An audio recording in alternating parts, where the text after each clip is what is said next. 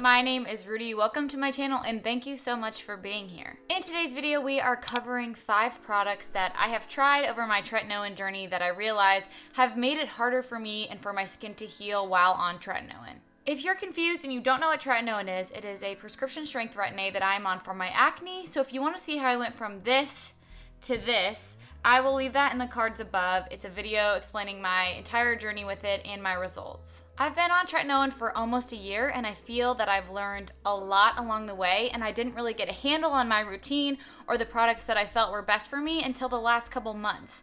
I've had amazing results since narrowing down my routine. I do have a couple skincare videos on my channel. I can link those below if you're interested in my routine. But today we're going to talk about those products that I would say you should avoid, especially while you're starting out with Tretinoin. I also want to add that everything I talk about today is just my personal experience with these products. If something works for you, I encourage you to continue to use that because we all have different skin.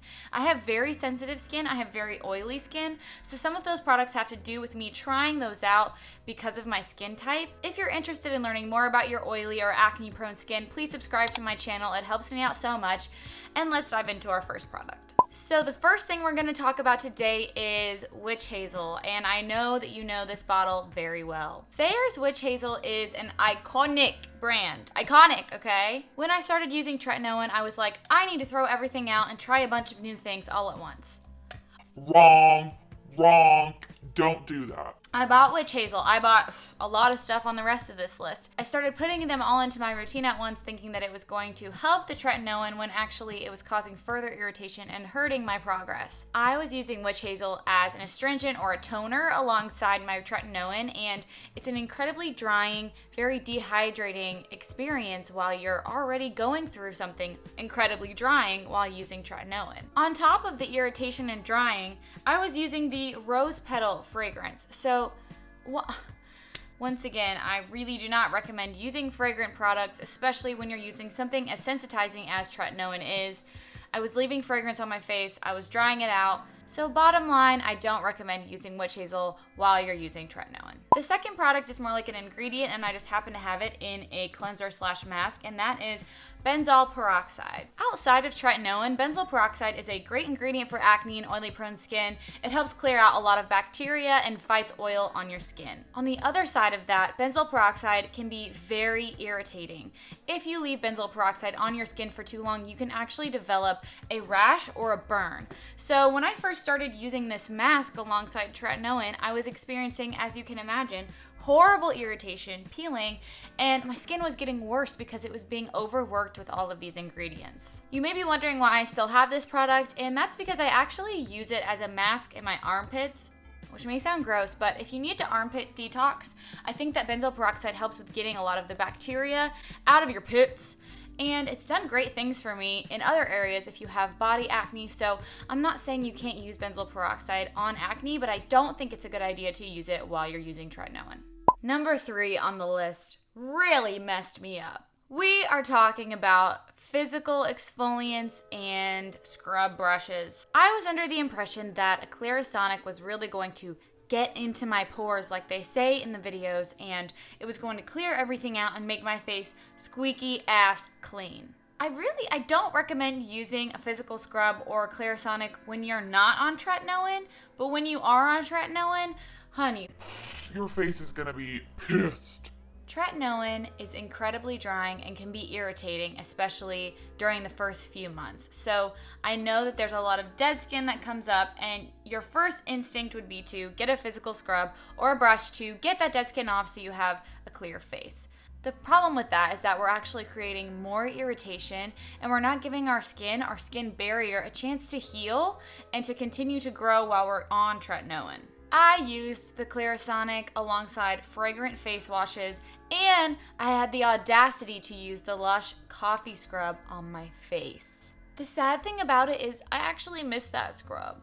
It smells so good. I might buy it and use it on my body. And it's going to take a lot longer for your skin to continue to turn over while you're using Tretinoin because you continue to disrupt your skin barrier. And that's the same thing with the brushes, honestly, and if you watch Dr. Dre's video, you would probably know that the pads on our fingers are actually exfoliating enough when we wash our face with our hands.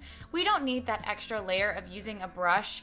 I have found that since I've stopped using a physical exfoliant or a brush and I only use tretinoin, my skin is so much more plump, it feels so much more hydrated, and I don't have that dry skin problem because my skin barrier is fully intact and healthy. The next thing we're going to talk about is incredibly popular, and I still have it, and that is tea tree oil. I actually use this tea tree oil now in my diffuser instead of on my face, and that's what I recommend you do as well.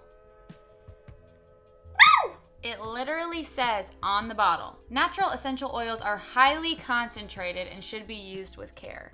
But I feel like because it's a natural ingredient, people use it incredibly carelessly, and let's talk about why. I think a lot of people assume that if something comes from nature or it's not high in chemicals, that it's okay to use it in excess amounts or use it on the face and body, but honestly, that's not the case.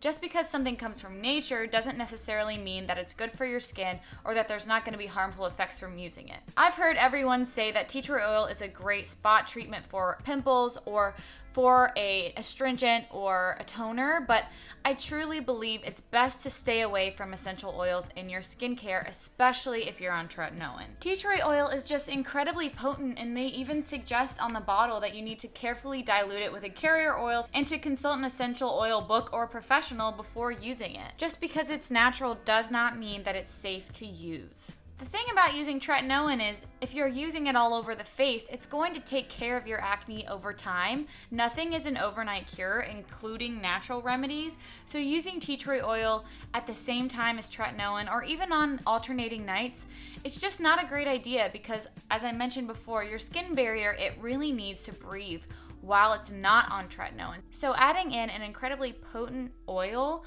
on top of your skin trying to heal itself, it's not a good idea. It's also incredibly fragrant. You can smell it from a mile away, and having that much fragrance on your skin is just going to be sensitizing. There's no way around that. Have I used this? Obviously. On my pimples? Yes. Did I notice a difference? No, I really didn't. The only thing that I know for a fact that has worked for my skin is using tretinoin consistently and taking care of my skin barrier, making sure I'm moisturized, and going into the next tip, which is using SPF.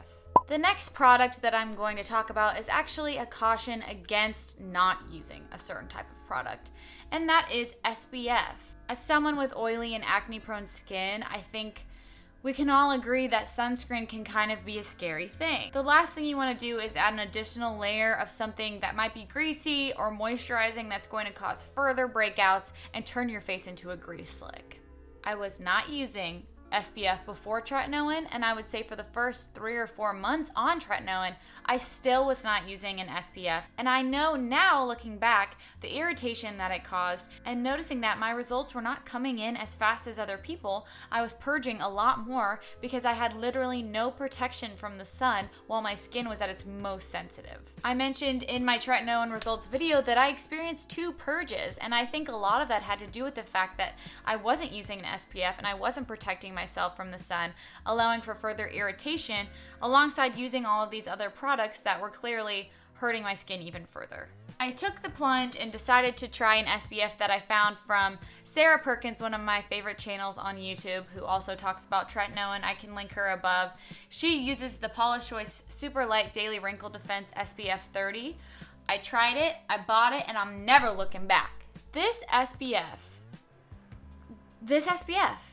it's everything, especially if you have oily skin.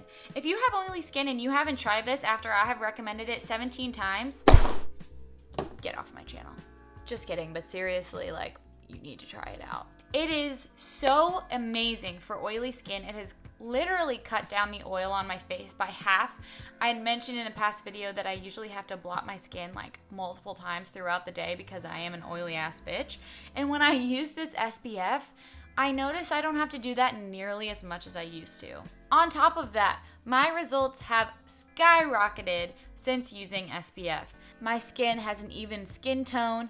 It doesn't have red splotchy signs anymore. Some of the active pimples that I've had over the past couple months are healing at a much faster rate and without hyperpigmentation. I know that it can seem scary and your skin may need to adjust to using SPF for a couple weeks, but the long-term results and the gains of using an SPF far outweigh the short time of it being a little irritating, because I promise if you try this SPF, you probably will not look back. And if Paula ever stops making it, I'm pulling up, honey. I'm pulling up. let us know down below if there's something that you feel like we need to be avoiding while we're on tretinoin. I always want to learn more. If you have any other questions, let me know down below, and I will see you guys in the next video. Bye!